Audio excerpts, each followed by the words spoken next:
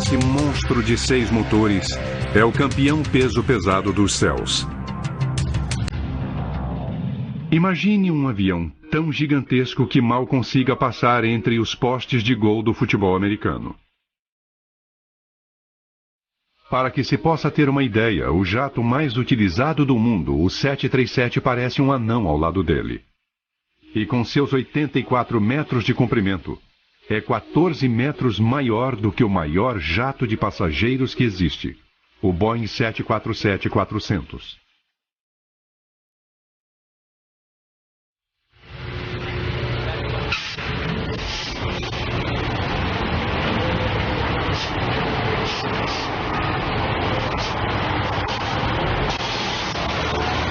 Nenhum avião no mundo se compara ao Antonov 225 em termos de capacidade de carga.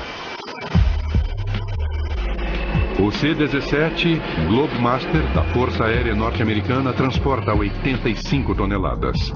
E o poderoso C-5A Galaxy sobe aos céus com 135 toneladas. Mas em termos de cargas gigantes, os aviões Antonov da Ucrânia estão numa outra classe. O Antonov 124, o irmão menor do 225, se é que algo desse porte pode ser chamado de menor, aceita uma carga de mais de 150 toneladas. O 225 é a próxima ordem de magnitude. Sua capacidade de carga é de 250 toneladas e é capaz também de carregar 250 toneladas sobre seu teto. Além de ser o campeão de levantamento de peso, o avião é imenso. Sua fuselagem é cavernosa, capaz de engolir 8 casas de tamanho médio. É um jato colossal. Já houve quem, ao ficar à sua sombra, o chamasse de céu encoberto de alumínio. Mas ser o maior do mundo não é a única coisa que distingue esse jato soviético de todos os outros aviões. Não se encontra um Antonov 225 com facilidade. Na verdade, você está vendo o único que existe.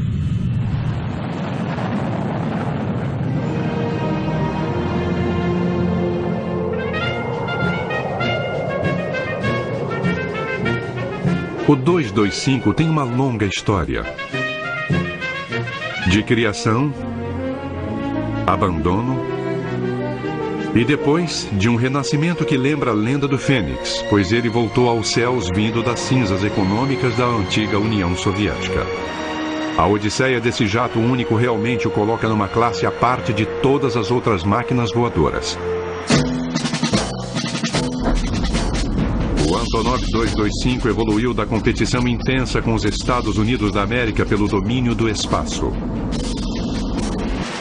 Esse pesado monstro de metal foi construído na Ucrânia em 1988 para carregar o ônibus espacial soviético.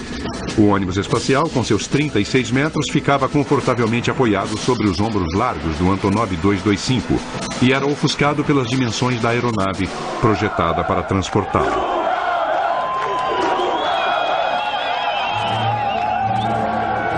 Para a infelicidade do 225, tamanho não é documento.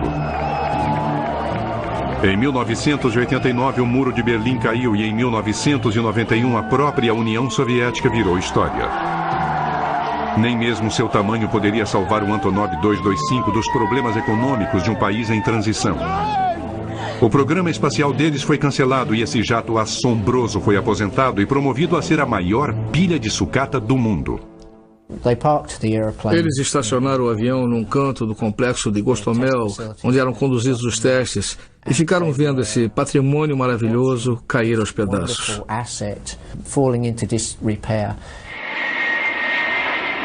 Quase 10 anos iriam se passar até que o poderoso Antonov 225 viesse novamente a desafiar as probabilidades e a gravidade.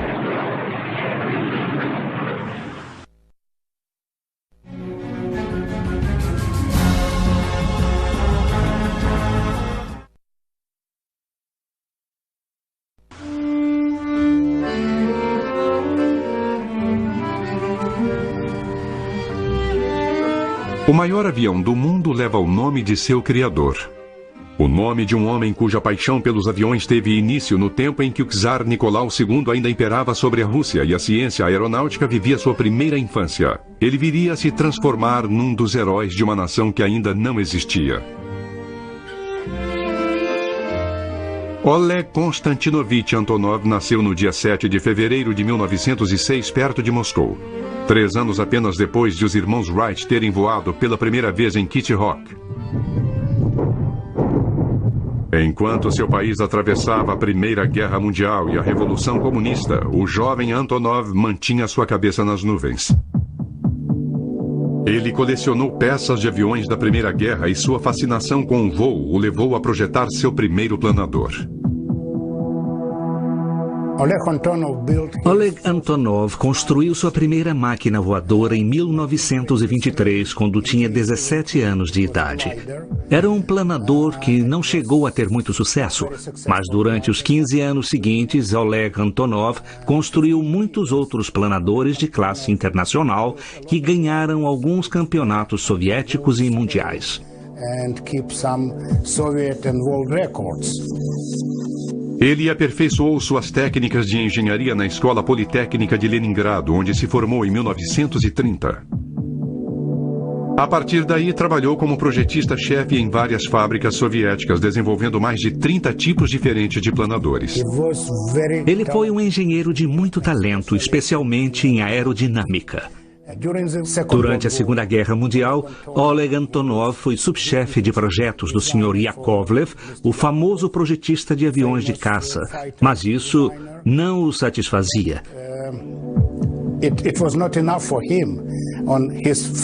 Nas horas vagas, se é que ele tinha horas vagas, ele projetava seus próprios aviões, um dos quais veio a ficar famoso, o biplano Antonov II.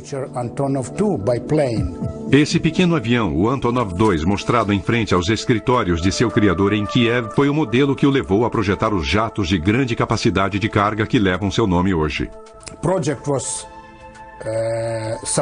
O projeto teve o apoio do Sr. Yakovlev e do Ministério da Indústria Aeronáutica.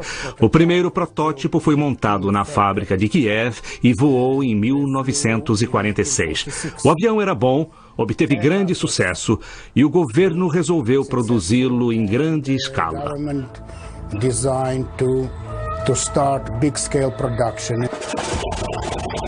Antonov montou seu próprio escritório de projetos em Kiev, com o objetivo de construir um avião que resistisse aos rigores climáticos de toda a vasta União Soviética.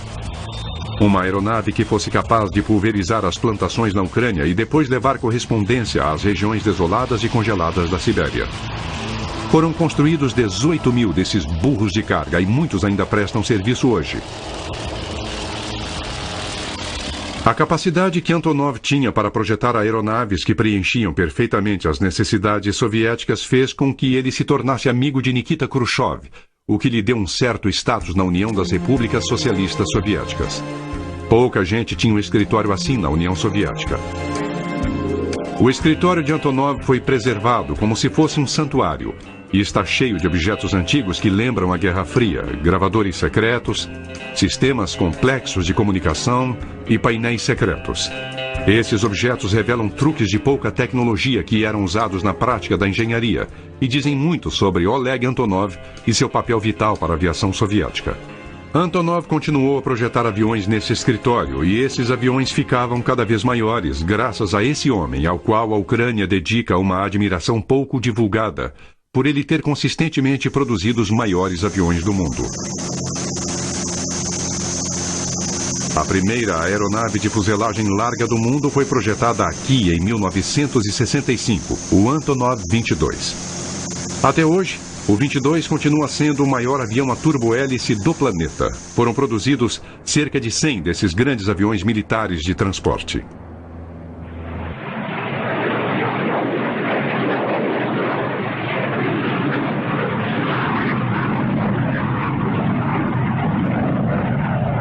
E depois veio o que é ironicamente chamado de irmão menor do maior jato do mundo.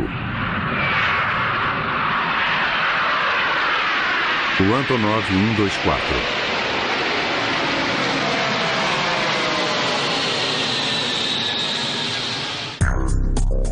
O 124 deve seu formato de baleia à sua função principal, pois foi desenvolvido em meados dos anos 70 para ser o avião de transporte pesado estratégico dos militares soviéticos. E para isso deveria ser capaz de transportar mísseis e tanques. Com sua envergadura de 73 metros e seu comprimento de 69 metros, ele detém com facilidade o recorde mundial de maior avião jamais produzido em massa. Foram montados mais de 60 jatos. Foi Oleg Antonov quem liderou o anteprojeto e houve resistências internas no governo, alguns conflitos de opinião, mas a ideia de Antonov acabou prevalecendo.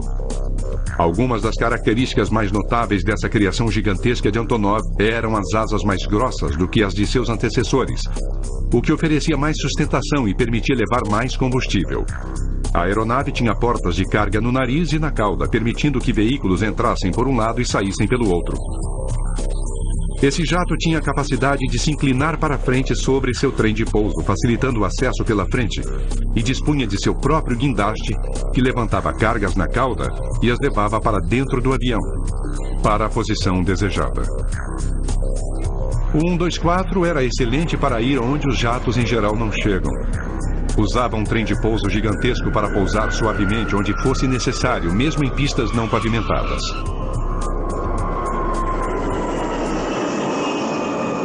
O Antonov 124 é capaz de pousar em pistas de pouso primitivas. Já pousou até na região polar em campos de pouso congelados, quando transportávamos suprimentos para aquelas regiões. O primeiro protótipo voou em dezembro de 1982 e em 1984 o avião de transporte já estava em produção. Oleg Antonov, seu criador, faleceu naquele mesmo ano, aos 78 anos de idade. O calendário na sua mesa no escritório ainda marca aquele ano. A presença desse pioneiro da aviação ainda pode ser sentida em seu escritório, intocado, e nos enormes aviões que projetou.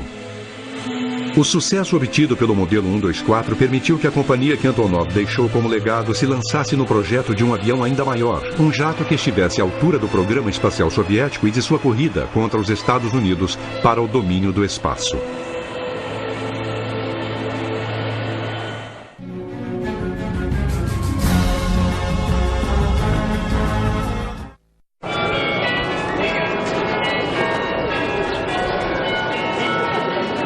Uma coisa é certa, na antiga União Soviética, o que era maior era sempre considerado como melhor.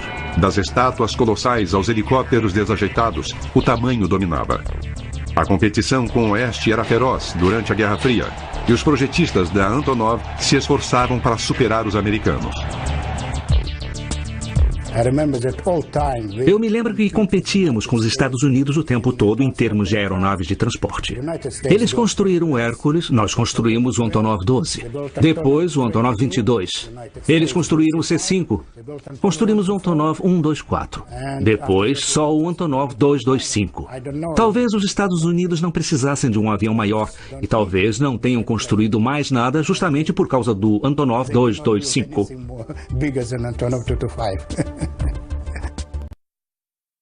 A competição entre os dois blocos era mais intensa na corrida para o espaço. Os soviéticos estavam desenvolvendo seu próprio ônibus espacial chamado Buran, que significa tempestade de neve.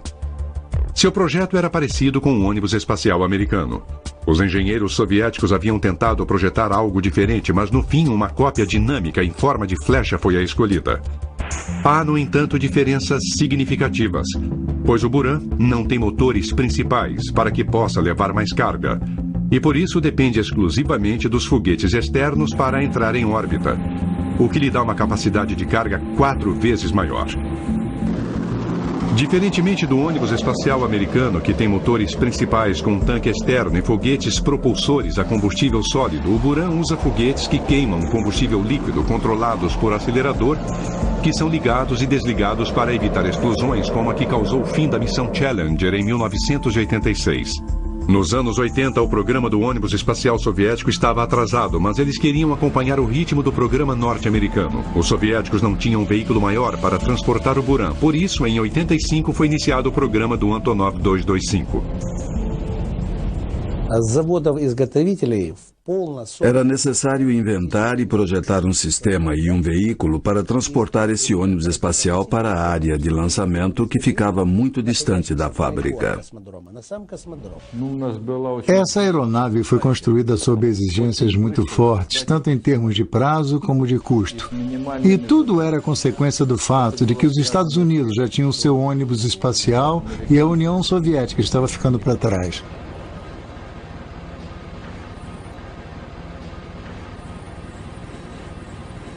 O escritório de projetos Antonov vivia sob pressão. Por isso, eles decidiram modernizar o Antonov 124, atualizá-lo e usar os componentes e peças que estavam prontas do 124 para criar um jato maior e mais eficaz para transportar o ônibus espacial. Com o apelido de Mria, que quer dizer sonho, em russo, o Antonov 225 nasceu da tecnologia que criou seu irmão menor.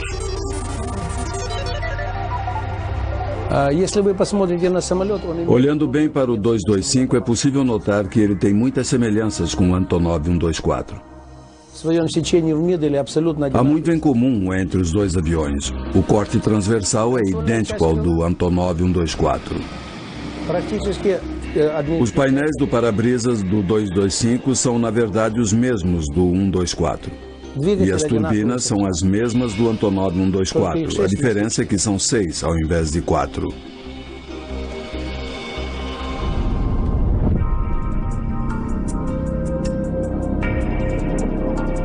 Mas as comparações param por aí. Não é preciso ser perito em aviação para identificar as diferenças entre os dois modelos, e a maioria tem a ver com porte e potência.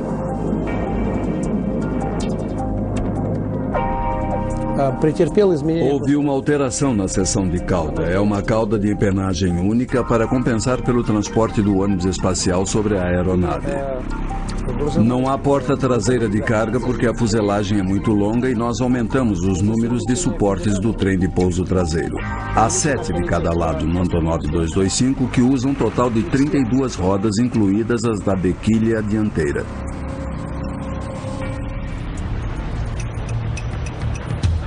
Os projetistas da Antonov em Kiev receberam ordens para projetar e fazer voar esse jato gigantesco em apenas 3 anos e meio.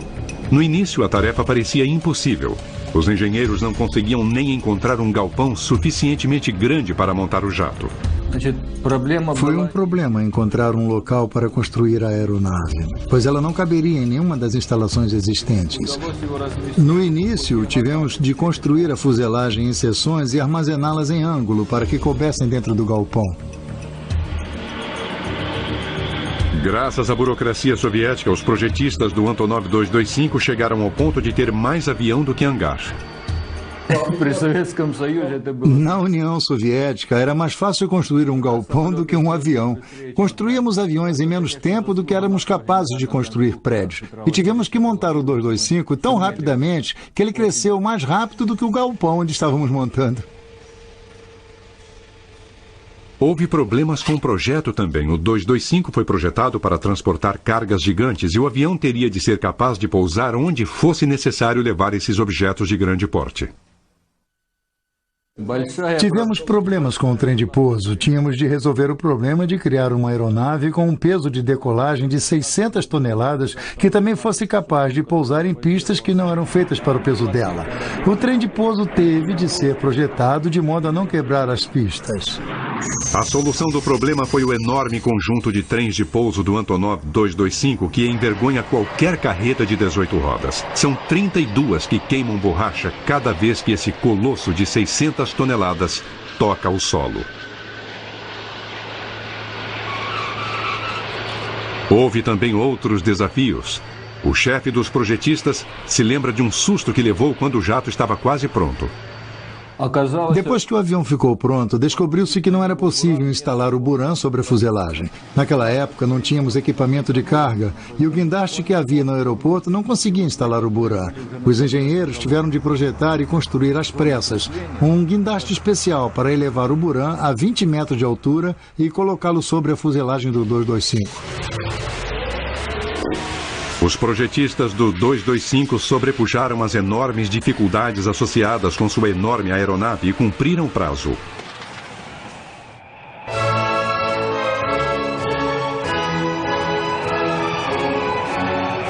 Ele foi rebocado para fora do hangar com toda a pompa e circunstância. Chegara a hora de provar que esse gigante de 6 motores podia voar.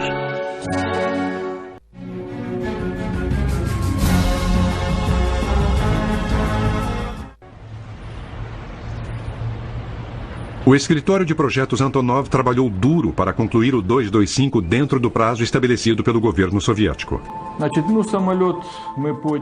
Naquela época havia uma tradição de terminar as tarefas antes do fim de cada ano. O voo inaugural do avião ocorreu no dia 1º de dezembro de 1988. O diretor de testes de voo, que achava impossível o Antonov 225 voar, mudou rapidamente de opinião ao participar do primeiro voo histórico desse avião. Começamos a testar o avião na pista de taxiamento. Depois conduzimos testes na pista de pouso e finalmente decolamos para o primeiro voo. E quando ele decolou, eu vi que era totalmente possível voar com 225 e isso era incrível. Todos os que trabalharam para construir esse avião criaram um forte vínculo com ele, dos projetistas aos pilotos de prova. Eu me senti muito orgulhoso quando vi o avião decolar pela primeira vez. Foi um dia muito feliz. Meu nome é Alexander Galunenko. Eu sou o piloto-chefe de provas da aeronave Antonov 225. É claro que gosto de fazer o que faço. É um emprego único, um verdadeiro desafio. Este avião é absolutamente único. O 225 quebrou 109 recordes mundiais de autonomia, altitude e capacidade de carga em poucos meses após seu voo inaugural.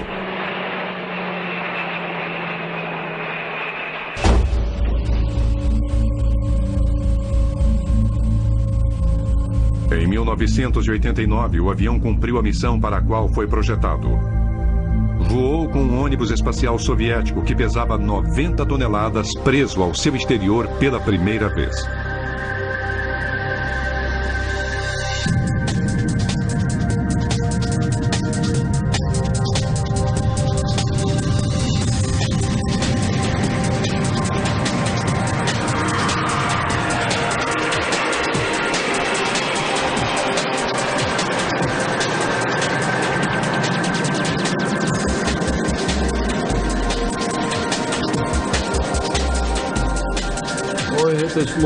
É muito difícil descrever o que eu senti. Orgulho, alegria. Eu fiquei eufórico, muito alegre quando ele voou com o Buran. Todo mundo ficou muito feliz.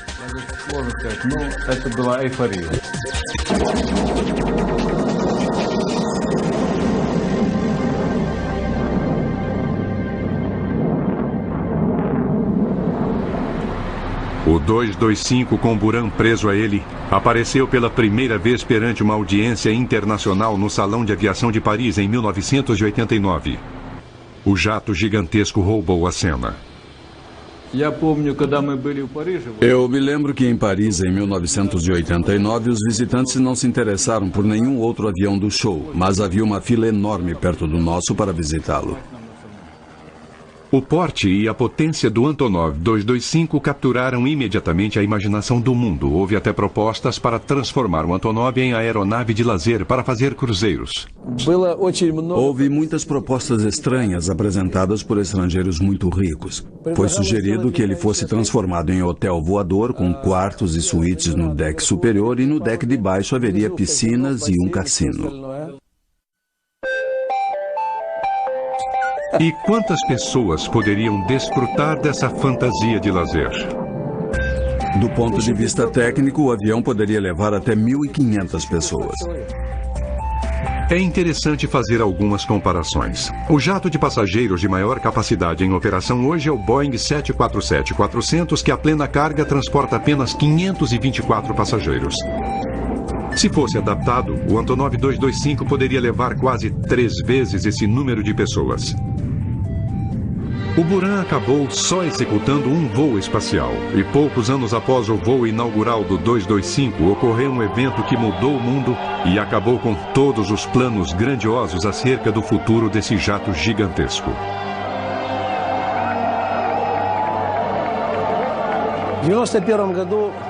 Em 1991, a União Soviética entrou em colapso e seu programa espacial, do qual esta aeronave fazia parte, ficou sem financiamento. Boris Yeltsin cancelou o programa espacial por falta de fundos e também por outras razões. O gerente-geral do projeto foi um dos que planejaram a tentativa de golpe de 1991. O Rei dos Céus foi abandonado e teve suas peças canibalizadas para uso em outros jatos. O único Antonov 225 do mundo estava sendo esquartejado aos poucos, sacrificado, pedaço a pedaço, para salvar da ruína financeira a companhia que o projetou. Ele deixou de voar por falta de fundos e permaneceu parado por 8 anos. O avião que foi criado para competir na Guerra Fria acabaria renascendo na forma de ferramenta capitalista.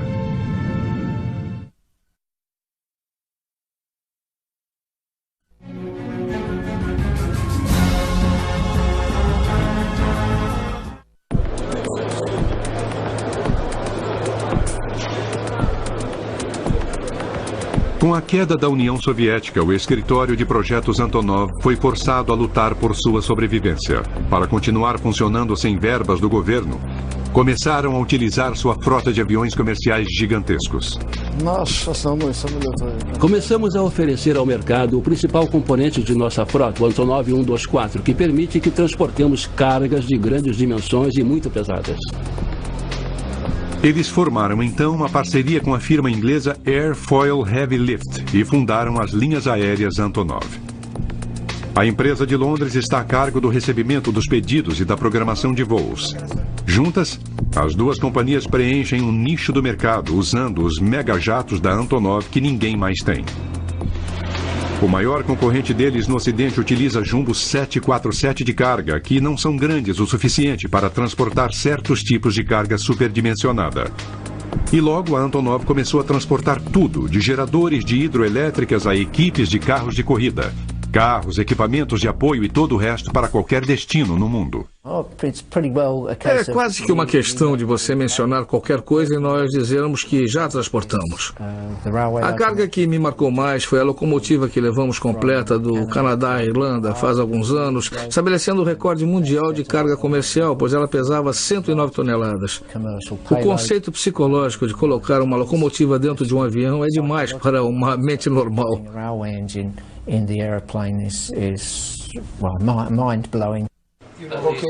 Ok, estamos falando de um total de 120 toneladas, metade sendo descarregada em Chicago e outra metade na Colômbia.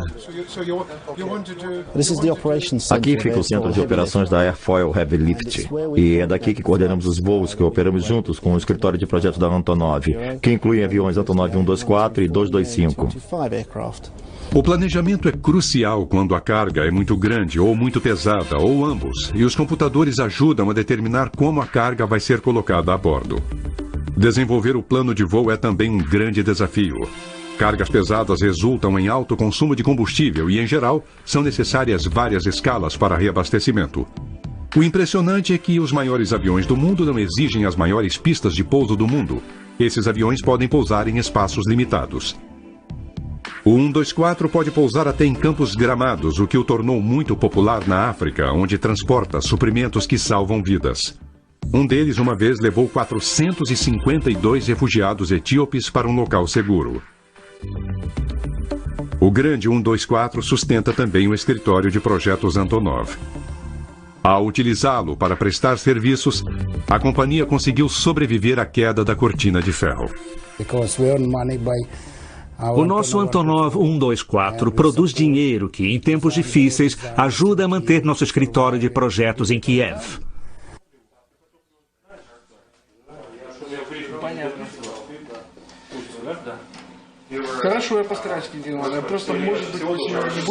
Além de sobreviver, eles montaram um negócio muito sólido. No fim dos anos 90, a companhia estava recebendo pedidos para transportar cargas de mais de 150 toneladas, que é a capacidade máxima do Antonov 124. Ganhamos muita experiência em transporte comercial com a operação do 124 e chegamos à conclusão de que havia uma demanda para transporte de cargas com peso além da capacidade do 124. Aparecera uma oportunidade para o 225 e sua enorme capacidade de carga, mas ele estava enferrujando num aeroporto ali perto. Os dirigentes da companhia perceberam que ele poderia suprir a demanda por transporte de megacargas.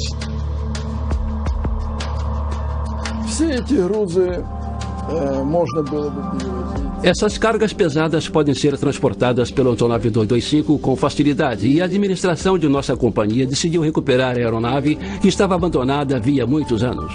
O escritório de projetos Antonov decidiu que o jato de carga deveria retornar aos céus e estabeleceu uma meta ambiciosa: fazer o segundo lançamento do enorme Antonov 225 no Salão de Aviação de Paris. Mas depois de ficar parado durante 8 anos, o 225 precisava de uma reforma completa antes de poder voar novamente.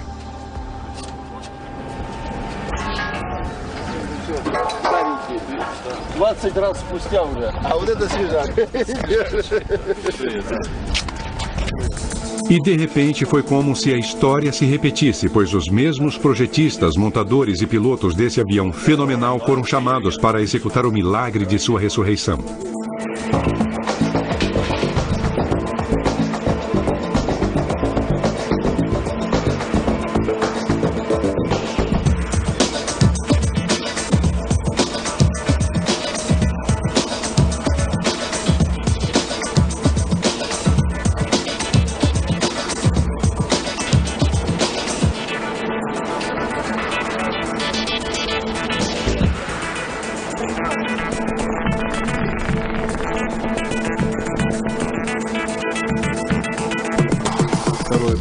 O nosso problema agora é obter o certificado da aeronave. Queremos obter um certificado múltiplo, o que significa que temos que substituir alguns sistemas militares por sistemas civis por razões de segurança. O avião de 10 anos de idade teve de ser tratado como se fora um avião novo. O 225 nunca havia sido certificado, não havia provado às autoridades que era seguro para voar. Seus voos iniciais, até mesmo o transporte do ônibus espacial soviético, foram considerados testes militares. Mas agora esse gigante deveria passar por mais testes para provar que atendia aos padrões da aviação internacional antes de receber o certificado que o autorizaria a fazer voos comerciais. A maior parte do procedimento de certificação havia ocorrido em 1989, mas depois do colapso da União Soviética, esse procedimento foi sustado. Ainda são necessários 8 ou 10 voos para concluir a certificação e nós vamos voar e conseguir o certificado desse avião. O jato também tinha de ser atualizado tecnicamente. Os engenheiros instalaram equipamento moderno de navegação e de telemetria, além de um sistema Honeywell de comunicação. A tripulação do avião é de 17 pessoas e suas acomodações foram melhoradas. Havia novos regulamentos quanto ao nível de ruído que deveriam ser atendidos. E esse avião enorme, que já era forte, teve de ser reforçado. Tivemos de reforçar a estrutura primária, especialmente o piso e a seção do nariz, para que a aeronave pudesse transportar cargas de grande volume e muito pesadas, de até 250 toneladas.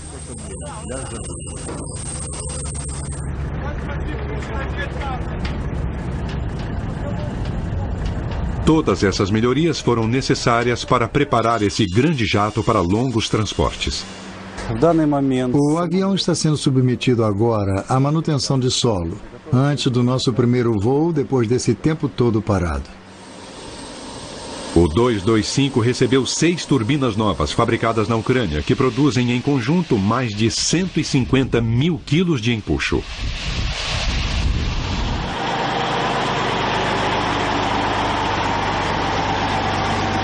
Para alcance máximo, o jato tem de levar 280 toneladas de combustível, o equivalente a 290 mil litros, o suficiente para encher os tanques de 6 mil carros de porte médio.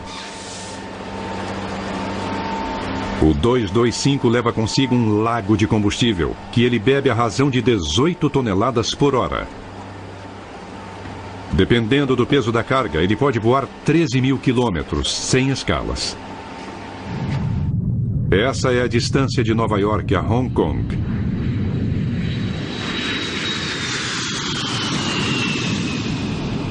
Antes que um piloto faça esse enorme pássaro abrir suas asas de quase 90 metros, ele tem de se preparar para algumas das peculiaridades de um monstro desse porte. É claro que há certas dificuldades. O piloto tem que se preparar para certos momentos. Por exemplo, a envergadura é tão grande que há momentos em que o avião resiste à aceleração. As asas são tão grandes que tem de decolar primeiro para depois dar sustentação à aeronave, e por isso qualquer alteração na velocidade pode causar problemas para a tripulação.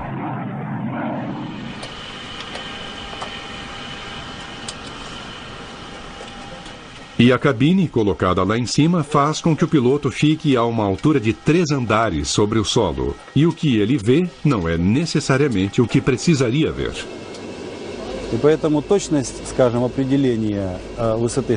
O pouso do 124 ou do Boeing 747 tem certas peculiaridades e o mesmo acontece aqui com o 225. Por exemplo, os olhos do piloto estão a cerca de 10 metros do solo quando ele pousa, e ele tem que confiar nos instrumentos para pousar, e não no que vê.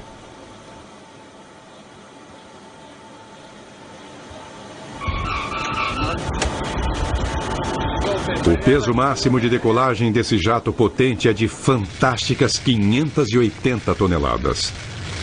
É o equivalente à soma dos pesos de decolagem de 8 Boeing 737. Será que o piloto tem de fazer muita força para subir aos céus com 640 toneladas de alumínio, combustível e carga? Não, é interessante. Todo mundo que vê o avião pela primeira vez me pergunta isso. A impressão é de que se precisa de um homem muito forte, um piloto grande para operar esse avião grande. Mas, na realidade, qualquer piloto, grande ou pequeno, que receba o devido treinamento pode operar o 225. O piloto não precisa ser forte. Ainda assim, o piloto tem de ter uma palma da mão muito grande para empurrar os 6 aceleradores ao mesmo tempo ou ter ajuda de alguém.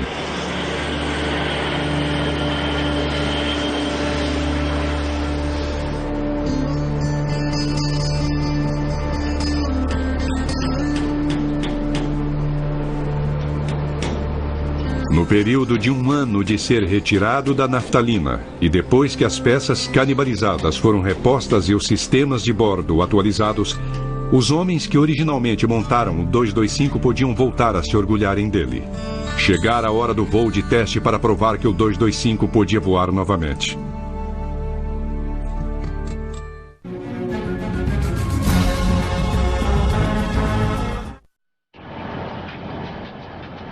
Foram gastos 20 milhões de dólares na reforma do Antonov 225 e em abril de 2001, depois de 8 anos no solo, o Golias de 6 turbinas acelerou e decolou no seu segundo voo inaugural.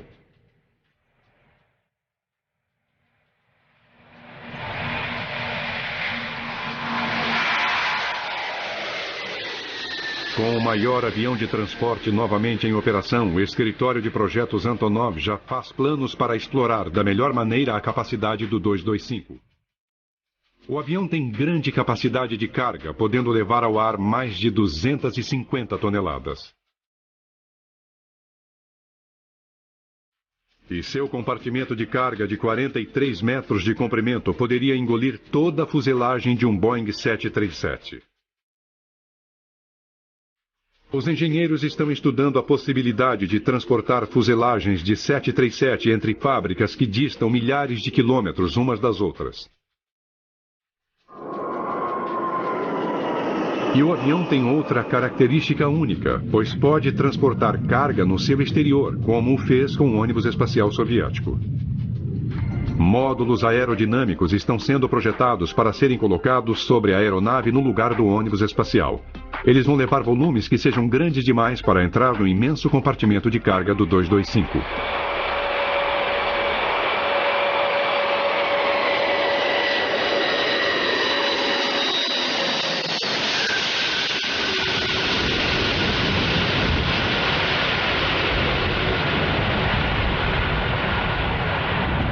O avião recebeu seu certificado um mês depois do primeiro voo.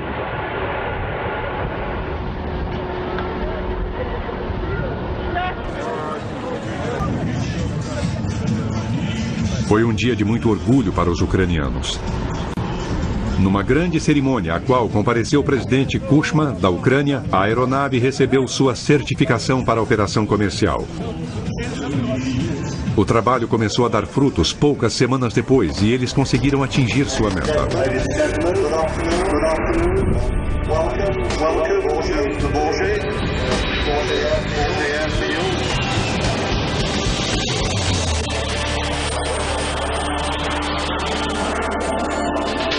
O 225 voou para a França e debutou pela segunda vez no Salão de Aviação de Paris. E como antes, o enorme jato fascinou todos os que o viram.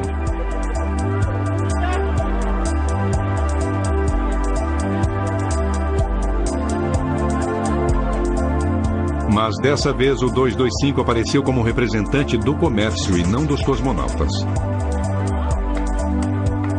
Desta vez, tampouco havia um ônibus espacial soviético montado sobre a fuselagem do avião.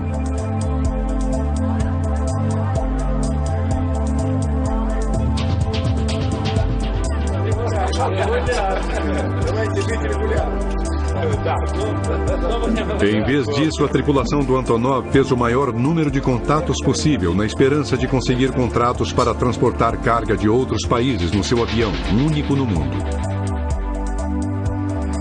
E quando o Antonov 225 finalmente rugir sobre a pista e elevar todo o seu peso, as pessoas que assistem ao show em Paris não vão ver apenas o renascimento do maior jato do mundo. Vão ver um grupo de homens da antiga União Soviética voando para um novo mundo econômico.